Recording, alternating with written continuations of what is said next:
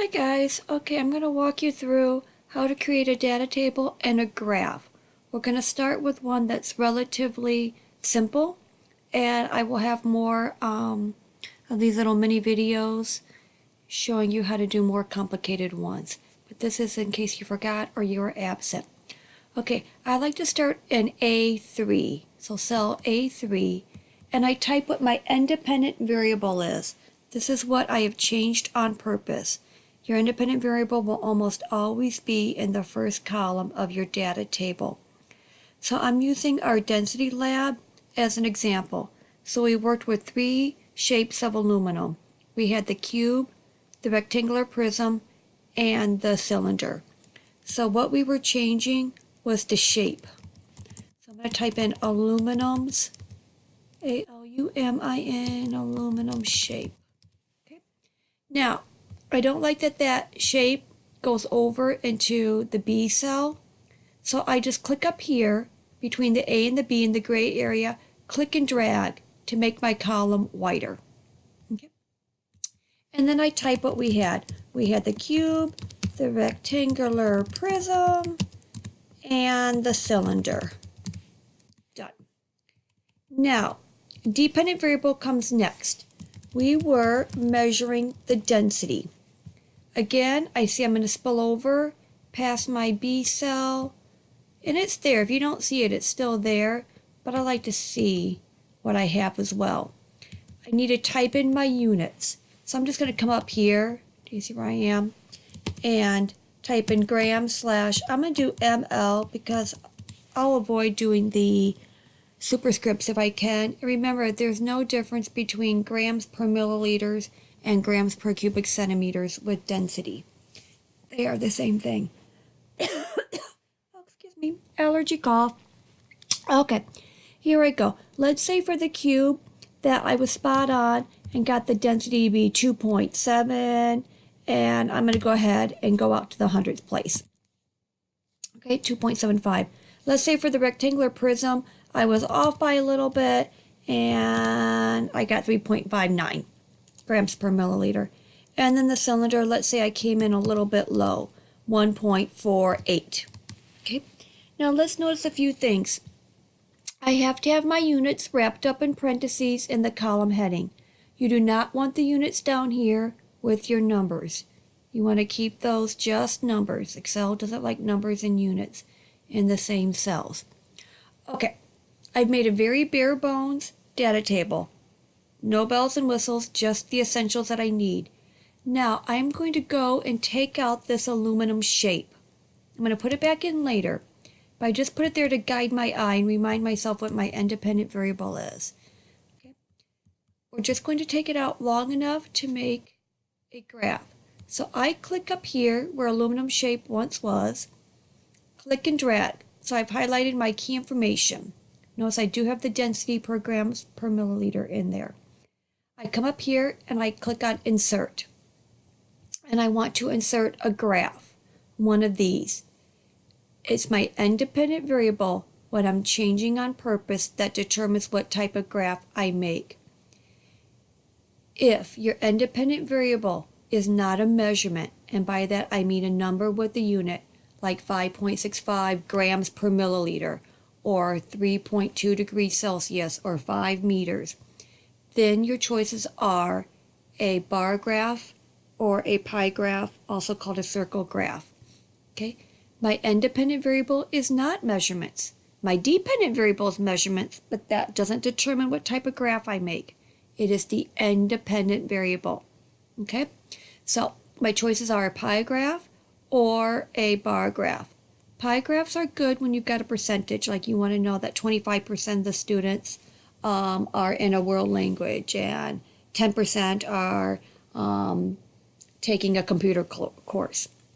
Okay, so percentages. We don't have percentages, so that's going to be a bar graph. So I come up here, I click on bar graph, and I usually go with the first one just to see what it looks like. We don't want the sidebars.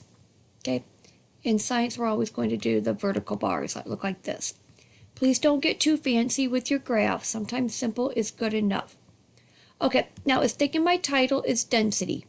It is not density. So I come up here to the text box, I hit delete. And most of the time in 8th grade science, we're going to title our graphs the effect of the independent variable and then the dependent variable. So the effect of aluminum shape on, what were we measuring? Density. You don't have to have units up in your in the title. Okay, and I'm just going to get rid of that parentheses there. Okay, so now I'd like to verify that everything looks good. Okay, because part of your graphing rubric is all your points plotted correctly, your graph pointed correctly. Okay, Excel will usually do that, but you've got to be smarter than Excel and just double check. Okay, this looks good. Didn't mean to click on that. Okay, now I need to label my x-axis and my y-axis. So I click on the plus sign. I click on axes titles, or axis titles. Okay, that then gives me a text box down here. So I label this with my independent variable, aluminum's shape. Now this is my key also, or my little reminder, that I took that out of my data table to make my graph. I'm going to put it back in. So I highlighted, clicked Control C, and with any luck I can pop it right back in there. There it is. Font's a little bit different, but I can clean up the font here in a moment. Okay. So what I changed on purpose was aluminum's shape. The cube, the prism, and the cylinder. Now I could have also done aluminum's mass because all three had different mass. That would have been fine too, but let's just be consistent and say aluminum's shape. Okay.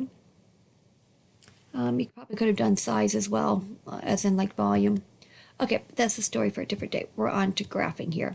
Okay, now I need to change my y-axis. I moved that a little bit, so I'm going to undo. I didn't like how I moved that. Okay, so I click here, delete all that stuff out. So I just hit backspace and delete. And this is going to be density, left parentheses. Remember, you got to wrap up the units in parentheses. That's worth points on your rubric, and it's what we do in science. Notice I have capitalized the key letters in the title. Many of you don't do that year after year. It's just not your graduating class. It's just not your class with me. Okay, down here, first letter of keywords are capitalized. And over here, I capitalized the D in density. You don't capitalize G in grams or the M in milliliters. Okay, you'll just get so used to graphing and seeing the units that you'll know which ones get capitalized and which ones don't and how we abbreviate them. Okay, the graph looks good. I don't need a key, okay, because I don't have more than one bar per level of independent variable. Okay, so that looks good. Back to the data table. I'm going to clean up this font a little bit. See if I can, maybe I'll just go and type in aluminums. Let's see, this was Arial 11. So I'm going to just need to be on 11. Oh, that was easy enough to do. Aluminum, I hate spelling that word, shape. Okay, now I got to give my data table a title. We do not give it the same title as the graph. So we're going to come here. We're going to click, and I'm just going to drag over to B1. I'm going to go to Merge and Center, and I'm going to do Merge Across. Because I want this line to my left. We're going to do Table 1, colon, that's the 2 dots, space, we could do space, space, and you type in what your dependent variable is, density. You could do aluminum's density. I would take that as well. Okay, but density needs to be in there somehow. Okay, and I think we're good. You can go ahead and leave that space. If that space bothers you, you can take it out by doing delete sheet rows. If you'd like to have a little bit of a space, which I kind of do to guide my eye, you can do insert sheet rows. Okay, there's other ways of doing that, but that's how I like to do it. Okay, I think we're good. Text box for your name is always helpful to make sure I'm looking at the right person's graph. So you do insert up here at the top, text box, click and drag a little bit, and you type in your name. Today I am going to be, oh, who do I want to be? How about Beyonce? There we go. Let's have Beyonce in fourth period, and let's have the date be October 31st. It's Halloween. Maybe I'm dressing up as Beyonce for Halloween. There you go. If you don't like the size of that, you can change the size a little bit. Okay. Make sure you save as you go along, and you should be good. So I'm doing File, Save As. Now I don't have the student names like you guys do, or the student drives like you guys do. So it's a little bit different, but I'm going to browse, and I'm really bad. I save everything to my desktop. Okay, and I'm going to call this Graphing Step by Step. And save. Ta-da! Okay, now your turn to graph, graph, graph. Ciao.